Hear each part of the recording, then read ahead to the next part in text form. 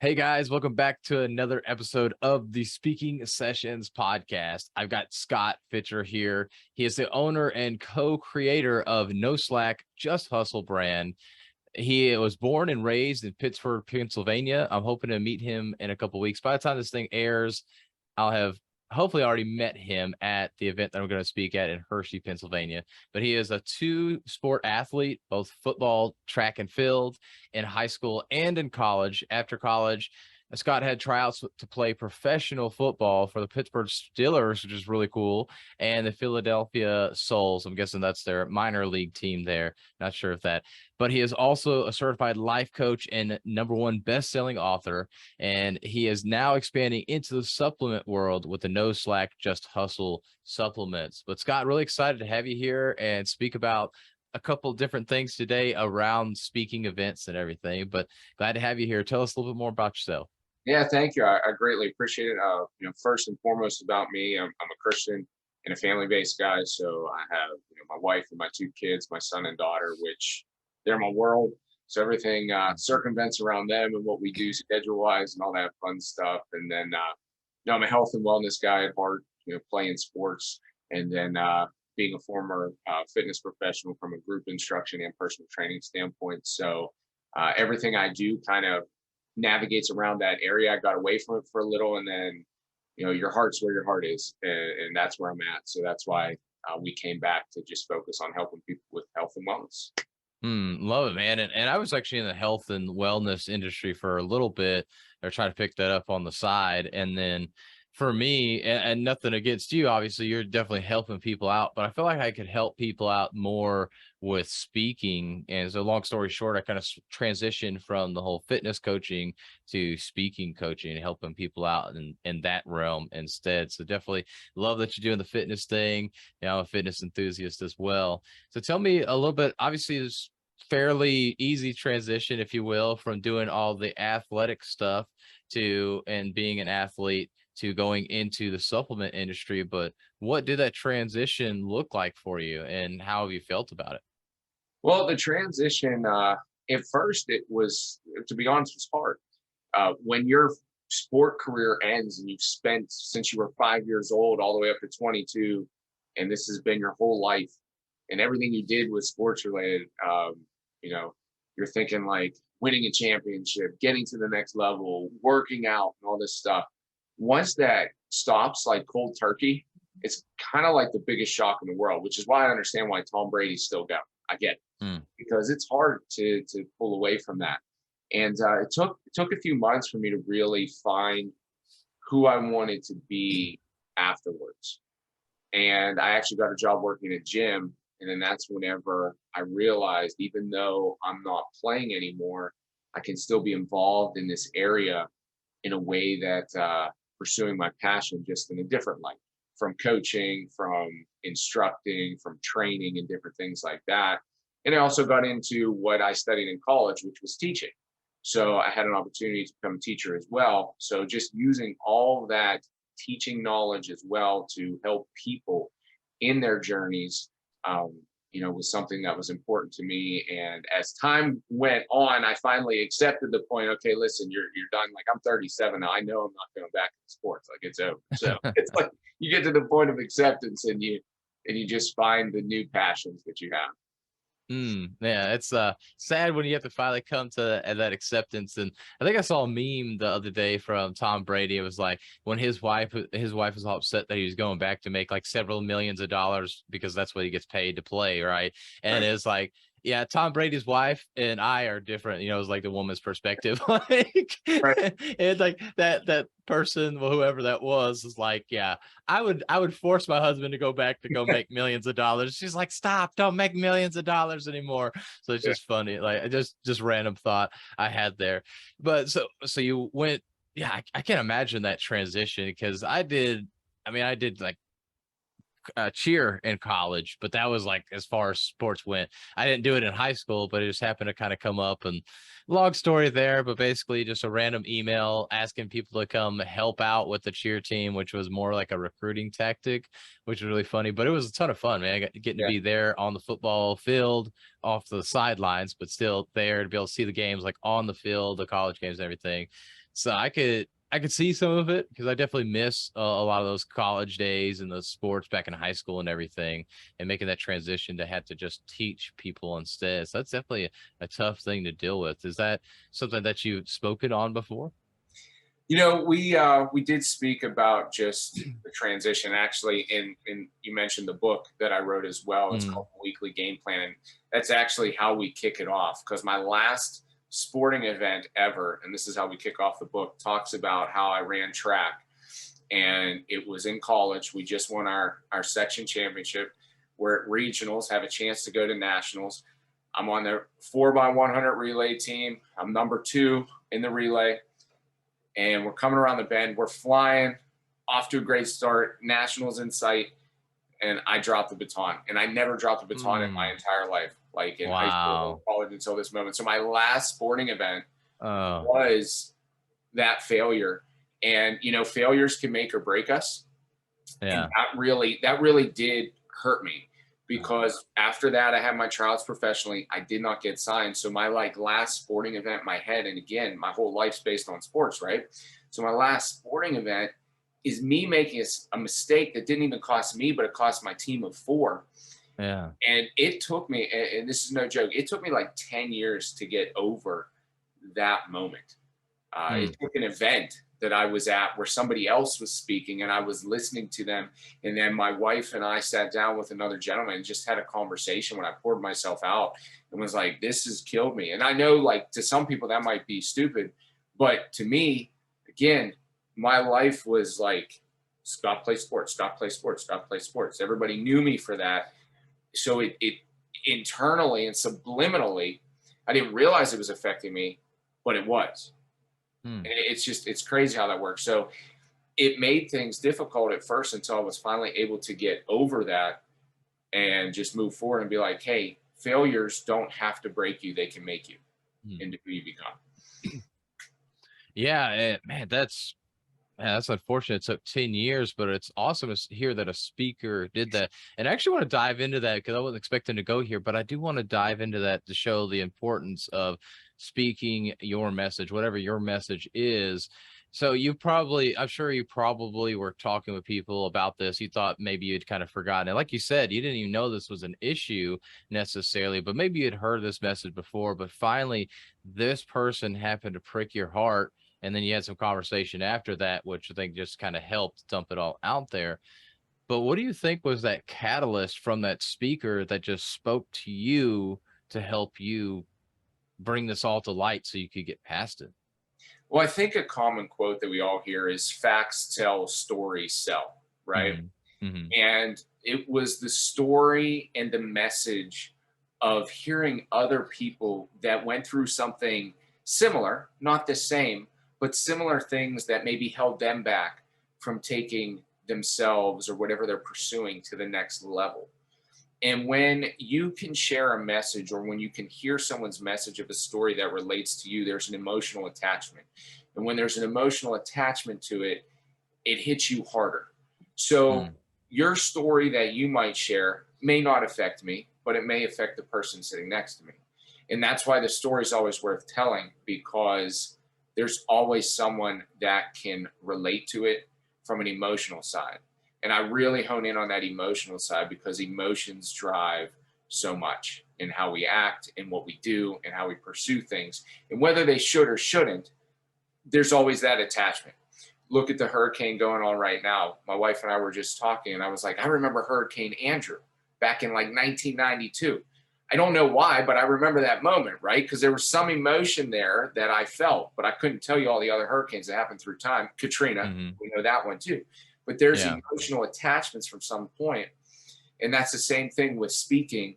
Whether you are the speaker or you're listening to a speaker, that emotional attachment can really affect someone in a positive way. Yeah, man, I appreciate you sharing that. That's something I talk about a lot to speakers is that you have to tell your story and share that so you can create that emotion. You can't just tell facts. I mean, there's times where facts have to be told, but Right. at some point you have to create stories around that so people can understand it because we can consume only so many facts. But when you create a story with that, it creates that impression on us and helps us understand that more. So, yeah, stories are huge when it comes to speaking. So tell us a little bit about your story in the speaking world. I know we were talking a little bit offline about how you'd really been on stages pre-pandemic and then post-pandemic. It's kind of slowed down, but you've also been kind of pursuing other things. So the focus hasn't been necessarily on stages. But tell us a little bit about that journey because I know there's a lot of other speakers out there that are going through that same thing where things were hitting very hard, doing very well, getting on a bunch of stages before the pandemic. And we're just now finally here in late 2022, getting back up and running with a lot of the speaking stages and speaking opportunities. So tell us about that a little bit. Yeah. So pre-pandemic, I did have some engagements. One of the big ones was I was speaking at an exercise science symposium at my alma mater college. And that was great. I got to speak at the chapel service and share my story at that point in time. And we made the story though about them.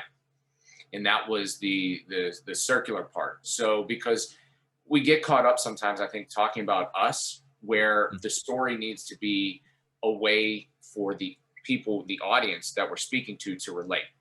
So it was really cool how we did that and circled that at the end. But aside from that formal one, a lot of mine have been from a different perspective of speaking.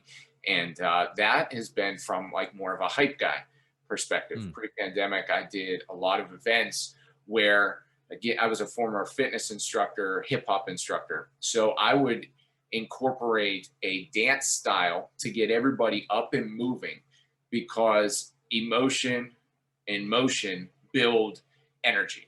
And energy, when you have a speaking event, I feel is a game changer. I've sat at events where I'm bored out of my mind, and I don't like that because I like engagement. Speaking on the event that I was telling you about, that was life changing for me. One of the best things I saw there was actually an activity that we did as a group where you had to dance for your life. And we Mm. got people on stage, you had to dance crazy and people were cheering you on. And if you didn't get enough cheers, you had to do it again because it was going all out. It was letting all of Mm. those fears go and just focusing on what are you going to do to go to the next level? Show us what the next level means to you. So a lot of mine have been, again, focused on that like kind of like hype feel, building up the energy, building up the emotion, and then afterwards sharing the story. So that way you're already emotionally attached to me because you've engaged with me in an activity together. Okay, now I'm going to share a little bit about my story. So that's how we did a lot of the events. And again, that was pre-pandemic. Obviously, pandemic hits, everybody shut down, everybody shut in. So the speaking engagements, I did not pursue them as well because I was looking at other avenues for how to grow our business and business systems and such. So the engagement now from a speaking standpoint has been more of the Zooms, like we're doing here, Mhm. Facebook Lives, those type of interactions in the video calls. And so it's changed a little bit, but now that we see things are coming back around, I'm looking forward to get back into that and sharing the story because I think now I even have a newer, more powerful story that relates to things that people went through during the pandemic. So Nice. And so what is that new story then? Tell us about that. I'm interested to hear about that. yeah, so for speaking, I've always been a proponent of the power of your why. In any personal development book or any personal development video you watch, it always talks about why, right? Mm. And I'm a firm believer of going 7 levels deep in your why. So don't just give me a why and tell me that's your why, because that's not truly your why, if we're being real. Your why, you got to keep going. You got to keep asking that question. I say ask it 7 times, and then you'll get to the real root and you'll feel an emotional attachment to that at that point in time. Because if your why is like, I want to be better for my wife and kids. Well, why do you want to be better for your wife and kids? You know, go deeper. So what happened to me randomly one day, I am my daughter was sick. I wake up at 2 in the morning because she wasn't feeling well with a stomach bug. And I tell my wife, I said, I think I'm gonna throw up too. I don't feel well. She's like, well, go lay down. So I go and I lay down, and literally for 4 straight hours, I'm coughing profusely, just coughing, coughing, coughing, can't breathe, coughing like crazy. I end up going to work that morning. She's like, "Why are you going to work?" I'm like, "I gotta go to work. Gotta get there." But I feel like dead. So I end up going to the doctor. My pulse ox was like 82, which isn't good if you know anything from a health and wellness standpoint. Anything below 95 is alarming. Anything below 90 is definitely like go get checked right away. We're talking like emergency room. So I go to the doctor. They didn't have any testing or anything, so they didn't know what it was. Gave me some oxygen, got it back up to 90. By the time I get back home, it's back down to 82. Go to the ER. It ends up, long story short, I end up having double or bilateral bacterial pneumonia. So I got pneumonia in both my lungs. Mm. I can't breathe. I'm on 5 liters of oxygen. And I even asked the respiratory specialist, I'm like, if I didn't come in today, because I'm stubborn like that, so don't be stubborn, okay? I was like, if I didn't come in today, what would happen? They're like, you probably wouldn't have woke up tomorrow. I was like, oh, shoot. Wow. So I'm on 5 liters of oxygen, can't breathe, look like crap. I couldn't even walk from me 10 feet away to the bathroom without feeling like I was going to pass out or fall over. And again, not to make light of situations, but I didn't have COVID. I didn't have the flu, didn't have anything like that because they tested me like 3 times. So I'm going through this and I'm in the hospital. The total time in the hospital was 4 days. Day 2 comes about, right? And I'm sitting there, I'm still on the 5 liters. They're like, you're not shaking this, man. And I look at a picture of my wife and kids and I think about my why. And I think about it deeper. It's not just about my wife and kids. I want to see my daughter walk down the aisle when she gets older. I want to see my son play high school baseball. I want to watch them. I want to be with my wife. I want to take the trip. Like I was thinking about all these things that I didn't want to miss. Mhm. And it got to the standpoint of that was the game changer for me because the nurse, her quote to me was, you literally willed your way out of this hospital. Because what did I do? So a mindset shift just came in Mhm. and that why kicked full gear. So I did my own breathing treatments. I went on YouTube and I found a breathing instructor on taking deep breaths and doing these exercises. And every hour on the hour, I trained and I trained and I trained. And I made it like, for me, the mindset became, this is like a football game. I need to win the championship. And my championship was getting home to my wife and kids. Mm. And then I got to the point where my oxygen got back to above 90. And they're like, you still have pneumonia. We've never seen this. How did you do this? And I'm like, I trained. I said, I need to get home. I'm not staying here. I'm going home to my wife and kids. You don't understand. Yeah. And, so the message there though, and what I would be sharing now is like, that's the power of your why. If you let it be as powerful as it can be, if Mm. you really think about how deep you can go with it, it can change everything in your life if you truly let it. So Mm. Yeah, the power of the why and the power of the mindset as well, right there. I mean, that's people don't understand how powerful, I mean, both the why and the mindset can be when it comes to making something happen. If you purpose in your mind and then have that strong why behind it, it's going to happen. So right. it's not a Right. matter of if, but when it's going to happen. Because unfortunately, sometimes that when it happens takes a little bit longer than we would ever want to. But as Right. long as our mind is made up and our why is strong enough, we're going to keep doing that. So whether you're trying to get over pneumonia, whether you're trying to get back to family, get on stage, whatever you're pursuing, that why, as long as it's strong enough, you're going to see that actually come to fruition. It's going to actually happen. I guess Right. maybe not the why per se, but whatever you have set your mind to, that you're going to be able to pursue that. So man, that's a powerful message right there. I like that. And I got chills, and I was actually relating to that, especially when you talk about watching your daughter walk down the aisle, you're walking your daughter down the aisle, not watching her, walk down the aisle with her. Just think about me. Like, I want to see that one day for myself too. Right. Is, I mean, she's only 11 months old, so she's got about another 29 years at least.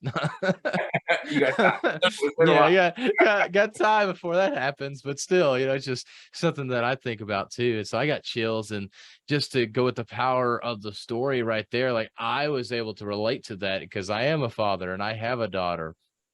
And while other fathers probably would be able to relate with you, I mean, mothers would be able to relate there as well. But that story also, really anybody can relate to it, but people that are married that do have kids are going to be able to relate to that more because of that story, which just goes back to what we talked about earlier about sharing your story and creating those emotions through that. And because of you and where you're at and the story that you have, you're going to impact people in different ways.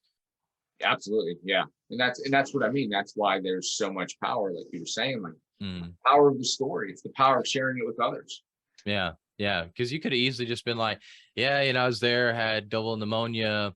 I really thought about my kids. I was looking at this picture on my phone, thinking about my kids and my wife, and I just started doing, let's say Wim Hof or whatever. You start doing the breathing stuff Right, right. and working on that, and it's like, okay, cool, and then you're on to the next thing. Like, so because of that, I was able to get out of the hospital, and people couldn't believe it.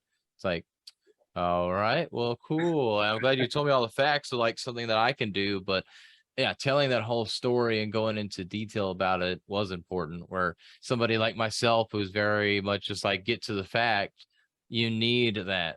And it's something I tell myself all the time too, because I'm like, oh, let me just talk about a little bit, but I don't want to go into too much detail because people are going to get bored. But people really crave to hear that detail. Everybody wants to hear that story and not just hear the facts behind the story. Right. They want the juice. I mean, Yeah, yeah, and I, exactly. and I think that that is a commonplace because as when you're speaking or when you're sharing, there Mhm. is that nervous part. Am I doing too much? Am I doing too little? Like there's a lot of questions you can ask yourself. And I think the thing is just trust your story. Mhm. Trust what you're doing, what you're sharing with others, and know that and you got to go in my opinion, you got to know that there's 100 people in the room. I'm a big proponent of when you make a difference in a life, all that matters is one. If you affect 100, great. But if one person in that room took your story and can implement that story and change their own life, then you've done your job. Mm. And if you affect more than that, that's icing on the cake.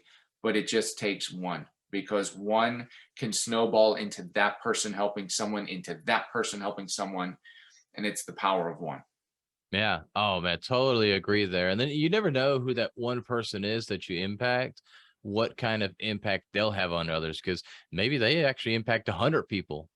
But Yeah. if you try to just impact 100 people at an event, you may end up impacting nobody. But if you focus on that one person, that one little avatar, and tell that story, just like you did, like, here, I know you were just kind of telling, you weren't purposely trying to impact me or something, but it was impactful for me because it was a relatable story for me, where, like I already mentioned, it wasn't for other people. So for me, it would be very impactful, or us versus somebody else that may not.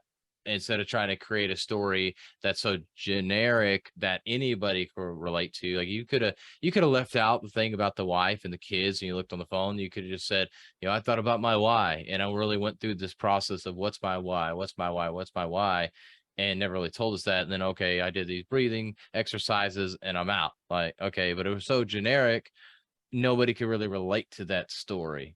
Right. That makes sense. Yeah. So that's where you really need to be specific with your story as well. So you can relate to just that one person, just focus on that one person. Because yeah, that's what really matters at the end of the day. And it's funny, when we focus on one person, a lot of times we'll end up impacting more than one person, but that's all we should be worried about, is that one person. Exactly. Exactly. Yeah. So I know you mentioned, you've kind of talked a lot about speaking and everything, but you're working on your supplement industry. And I like the message that you have, or not this industry, but your supplement brand. And I like the message that you have behind that. Could you share us that message and why you have that messaging? Well, our No Slack, Just Hustle brand is what it says. No slack, just hustle. Do, Mhm. work hard. Do what it takes. Do what it takes to level up and get to your next level. And we really felt that phrase resonates with people. My son says it to me all the time. If we're outside playing baseball and I'm walking to get the baseball, he's like, "Hey, Dad, no slack, just hustle." I'm like, "Dude, I gotta run, man. I gotta run to get there." So he calls me out on it sometimes, and it's funny because then I'll in turn do it to him. If I see him, I'm like, "Oh, you're walking no slack, just awesome." Man. So it really resonates, and it really resonates with the whole health and wellness that we're Mhm. doing. And the supplements, it's something that I was involved with before years ago. Actually, got out of the industry for a while. Still took them, but got out of that industry of promoting, and then the opportunity came about through a group of the chance to own my own supplement line, which Mm. was presented to me actually last August of 21, and then we pulled the trigger in February, launched in May. So we're still growing in the industry, obviously, because we're very young. We're only a few months in on this journey, but really love it because we got some great brand ambassadors coming on board. We actually just brought on a personal trainer who is going to help us with our brand expansion into the fitness realm, because that's the Nice. next step. Again, this is where my heart has always been, and I got Mhm. away from it a while, looking at other things. I'm like, maybe I'll try this, maybe I'll try that, and then I realized, what you're an expert in is what you should be showcasing, I feel. Yeah. And my expertise has always been in the health and wellness world. So we're looking to expand into the fitness avenue, and then we're also going to be doing something in the sports avenues as well as we go into 2023. So really, this holistic approach to the health and wellness world, to hit multiple facets of that. Yeah, I like that, man. And I know we talked about your journey pre and post COVID with speaking engagements and everything. It sounds like you're really busy trying to ramp this up and everything, but I bet you could find some opportunities to be able to speak at some of these fitness conventions and things like that, or just going into gyms if they'll allow it, some kind of maybe some kind of lunch and learn or something, or I guess lift and learn, right? So they'll learn and everything, but just finding ways to be able to give back to the different, back to the community, different gyms, different, maybe not doctors' offices, but fitness, nutrition stores and whatnot. Just be able to come in, kind of give a little talk for people to be able to learn. I think there's a lot of opportunities for you to be able to speak. It may not be the big stage with all the lights and everything, like maybe you're wanting to get on, but somewhere to get started and get that message going again for you. So that's Yeah. something you've thought about. Yeah, we've thought about doing some seminars and different things. Mm, We're building the team up now, because we do yeah. have a physical therapist on board. We do have the personal trainer on board. We have a nutrition company that we're going to be doing some cross promotional videos for, where we're going to be sharing what they do from a nutrition line, and then how the supplements can be something that helps out in the same avenue of that health and wellness from nutrition. So we're looking forward to that. And then, my focus right now has been on that. And then we're looking at 2023, hopefully, to get those speaking engagements involved. And if that means we start out online with some of our seminars, that's what we're going Hmm. to discuss. What's the best avenue to take? Because I know our team is spread out throughout the United States, even though I'm located in Pittsburgh. Our personal trainer is actually in Wisconsin. Our physical therapist is down in Mississippi. So we're a brand that is out in the U.S. all over. So Yeah. we can't have just one hub, but definitely looking at pursuing those type of opportunities, just to share the message of the importance of health and wellness. And I think now, with everything that's gone on over the past couple of years, I think now more than ever, people are realizing that, okay, this is no joke. We got to be a little healthier. Hmm. Oh, definitely. I would agree with that. Totally agree with that.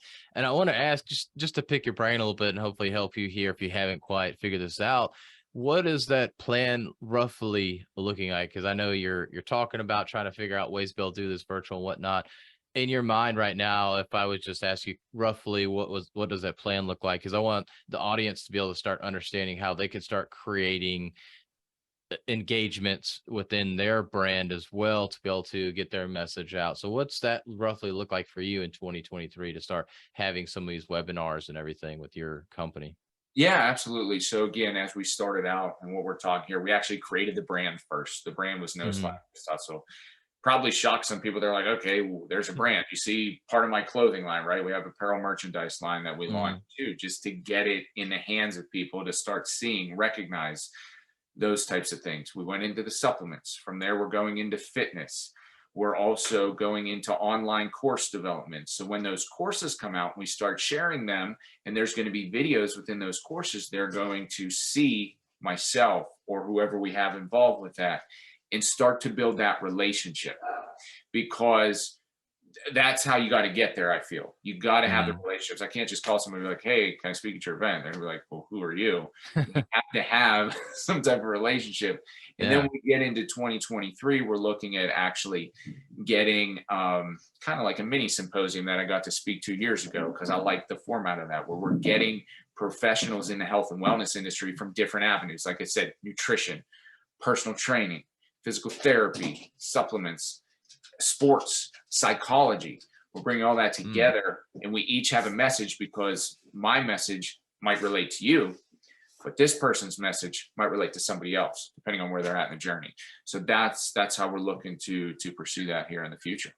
Nice. Well, man, I appreciate you sharing that. Like I said, I know as a rough overview, but I want to be able to give people that understanding of what it looks like, especially starting out, because that's the hardest part. Is like, okay, what do I do? There, I could go a million different directions. Just start picking something and going from there. And I'm glad you brought up right at the beginning. Hey, we started building this awareness of our brand. We didn't necessarily focus on, hey, get on stage, go talk to somebody. I want to get on stage and go speak. It was about building that brand awareness first so people knew who you were. So when you did go for the ask of getting on stage, be like, oh yeah, I know your brand. I know you. Like, yeah, would love to have you on. No brainer at that point. So getting that brand awareness first is a huge thing.